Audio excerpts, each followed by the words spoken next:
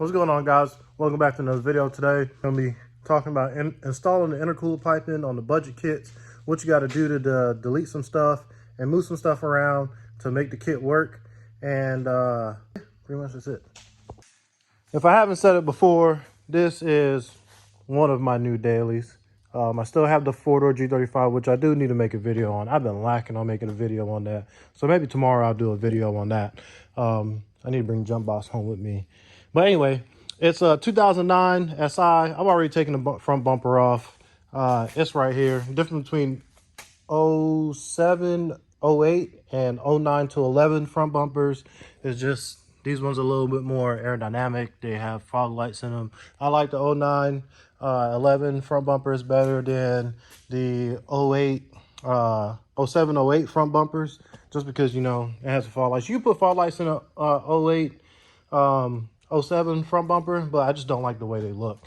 Which Colton has a 08, or Colton has a 07. I have a 09. So I put a little picture here of what the front bumper difference is. But we're going to be talking about mounting the intercooler, what you got to take off, what you need to move, options that you can have, XYZ.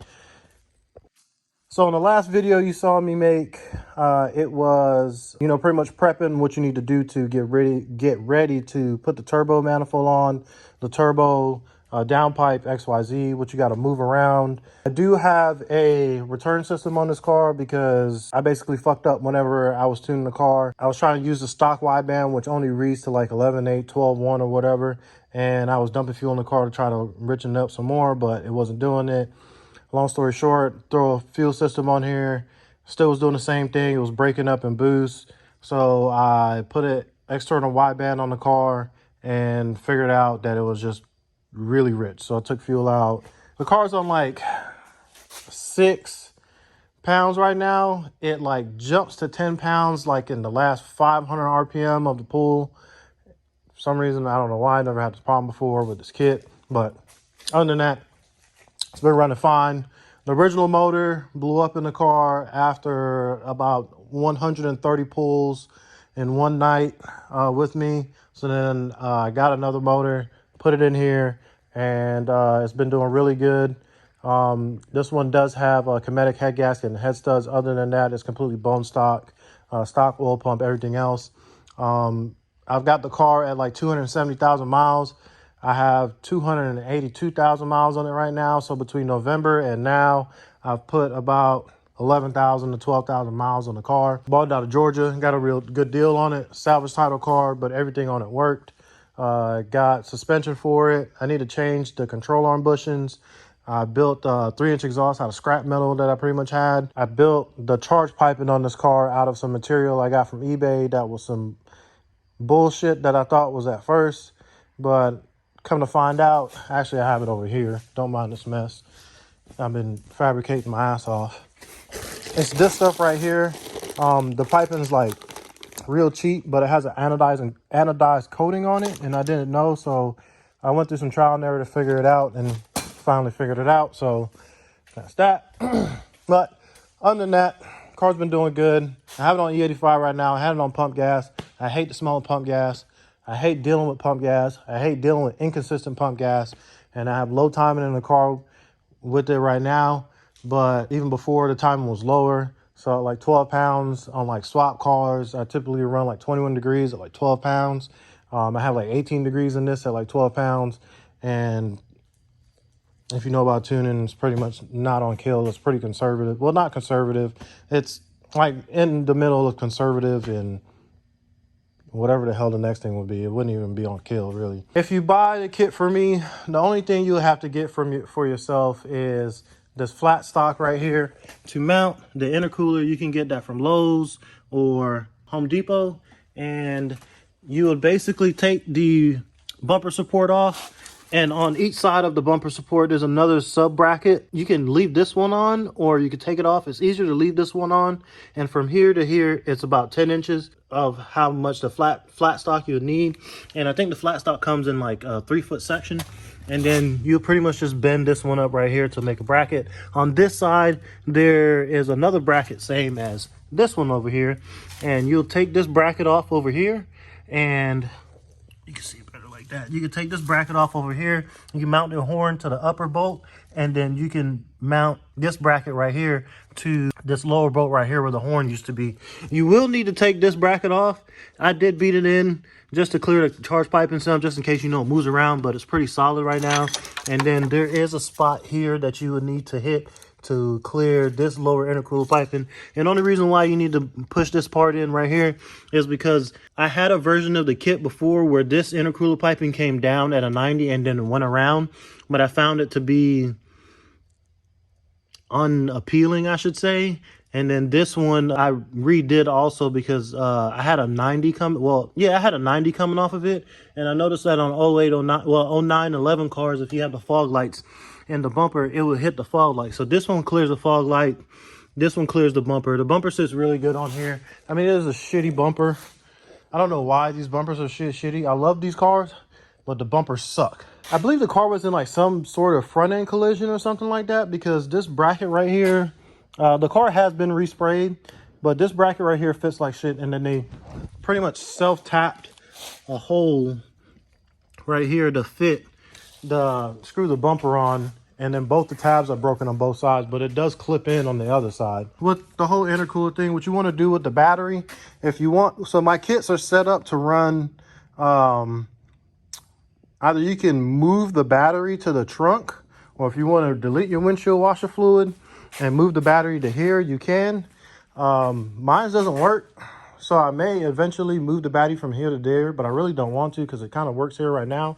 So the way I have this mounted in here right now, I'm using a EG battery tray, and I'm using the furthest top bolt right here, and I just bolted it in there. It's been, like I said, it's been in there for like 12,000 miles now. I have no problem with it.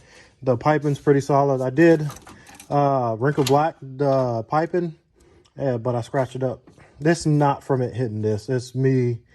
I took the piping off and I moved it around in here and I scratched it all up like an idiot. So I'm gonna take it off anyway and respray it.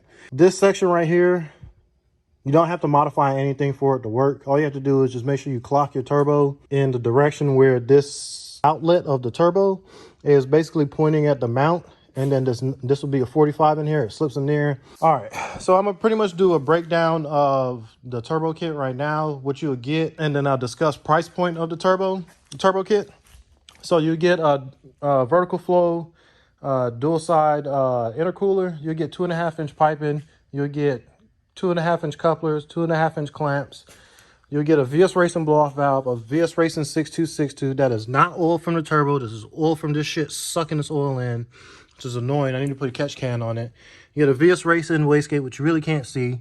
You get a Rev 9 T3 turbo manifold. You get the oil line. You get the return line. The return line is set up to go on the front of the pan. I found that it is the best way to prevent these turbos from smoking. You also get a downpipe. You get a dump tube. You can add an option for the downpipe to have a flex coupler, flex pipe in it if you want to. Mine doesn't have a flex pipe in it. It hasn't cracked yet. I beat the shit out of this car. As long as you have all the rubber mounts on the body going to the exhaust, you'll be fine. Anybody says anything otherwise, and that's what it is. The downpipe comes in 2 pieces. You get both clamps for the turbo and the midsection part of the downpipe. You are going to have to finagle these hoses in the back some to get the downpipe to clear, simply because there isn't enough room for the dump tube to clear and the downpipe to clear without the downpipe being against the firewall. So if you have some common sense and you know what you're doing, putting the stuff together, it doesn't take a rocket scientist to do it. You just need a little bit of common sense. Heat wrap the heater lines, put the downpipe in, and then put the turbo in.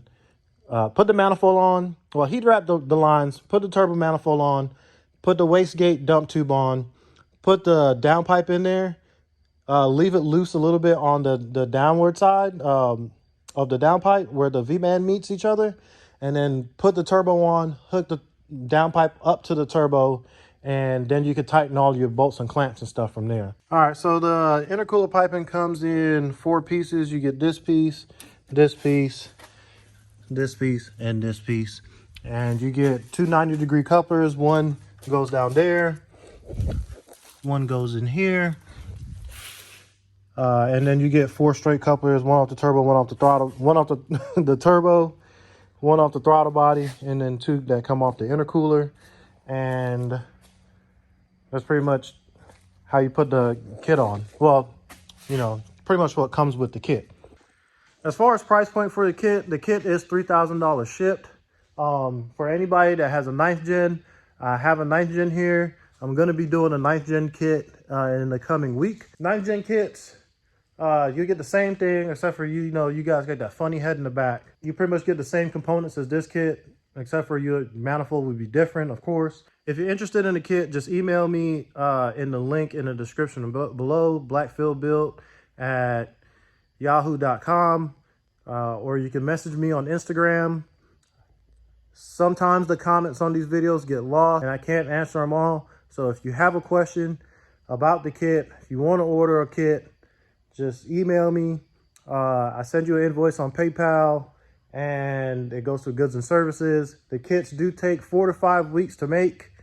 If you want to upgrade shit on the kit, I'm not doing it. I know this stuff works. That's the only reason why I'm putting the stuff out here. Also, I'm probably going to do something as far as like a budget fuel system. I've been running this fuel system for, like I said, 12,000 miles, and it's been working. The only thing I need to do is come up with a better source for the fitting that goes in the tank for the return. Something that's more professional, because mine's kind of janky right now, but it works. And it's only janky because it's mine. I want to try to sell something like that to somebody else. So yeah, like I said, if you're interested in the kit, just email me, a link in the description below. That's it for now, guys. Thank you. Comment, like, share, subscribe, share, and have a nice day.